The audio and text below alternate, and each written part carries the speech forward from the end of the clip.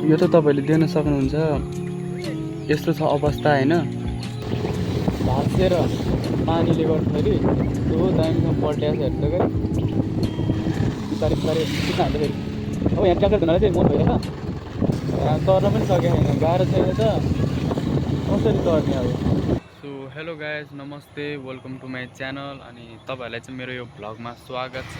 लगातार 3 दिनको अविराल वर्षापछि चाहिँ डडुवा भण्डारा निवास क्षेत्रमा चाहिँ के कति क्षति पुग्यो भनेर चाहिँ होइन भिडियोमा देखाउन जाँदैछु। भिडियोलाई हेरेर अन्तिमसम्म साथ दिनु होला गाइज। तपाईँहरूलाई म भ्यू देखाउँछु। यस्तो छ परिस्थिति गाइज होइन। अब यो के भन्नु तपाईँहरूलाई, अब नदी भन्नु कि अब खेत भन्नु, अवस्था यस्तो छ। हाम्रो चाहिँ यो चितवन राप्ती नगरपालिका यो भण्डारा डडुवा क्षेत्रमा चाहिँ होइन यस्तो पानी जोखिमपूर्ण अवस्था भएको छ होइन अविराल वर्षाले गर्दाखेरि। ल गाइज, यो त तपाईँले देख्न सक्नुहुन्छ, यस्तो छ अवस्था होइन। पानीले गर्दाखेरि खेतहरू सबै डुबानमा परिसकेको छ। यहाँका बस्ती पुरै जोखिमपूर्ण अवस्थामा रहेको छ 3 दिनको अविराल वर्षाले नै। अब यो त रह्यो बजार दिनबाट भित्रको भागको एरिया हो होइन, भित्रको खेतको एरिया देखाउँदैछु। अब तपाईँहरूले बजारको परिस्थिति अवस्थाहरू तपाईँले हेर्न सक्नुहुन्छ। अब त लाग्छ, आई होप घाम पनि लाग्छ होला, मौसम अलिकति राम्रो छ आज चाहिँ अरू दिनको तुलनामा। अब हेरौँ, let's see the video guys, कस्तो कस्तो हुन्छ भ्यूहरू तपाईँहरूलाई देखाउँछु। यस्तो छ गाइज होइन परिस्थिति। अब म तपाईँलाई भ्यू देखाउने कोसिस गर्दैछु। मेरो भिडियोलाई अन्तिमसम्म हेरेर साथ दिनु होला।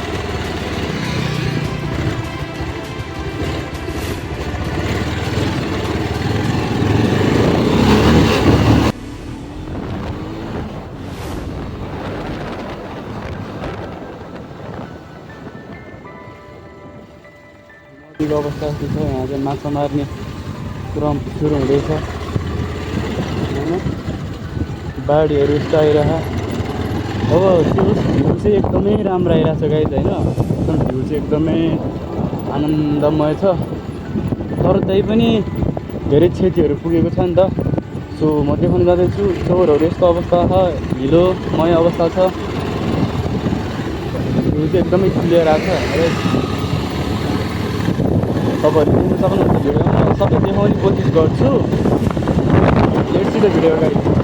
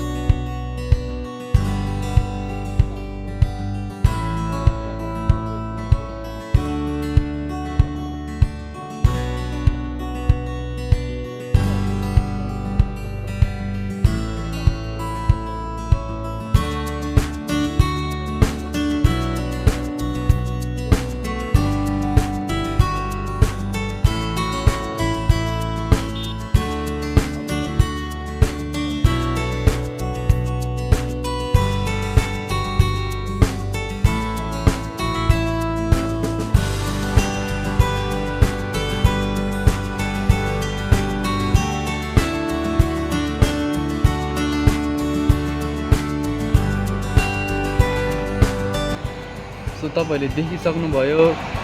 अब अरू ठाउँमा त कस्तो छ तपाईँहरू आफै कमेन्ट गर्न सक्नुहुन्छ होइन। अब तपाईँहरू आफै न्युजमा हेर्न सक्नुहुन्छ अरू ठाउँको परिस्थितिहरू चाहिँ कस्तो छ। नेपालको बाटो परिस्थिति यस्तै हो, जहिले पनि पानी परेपछि यस्तै हुन्छ यता नेपालमा होइन। अब जोखिम भइ नै हाल्छ।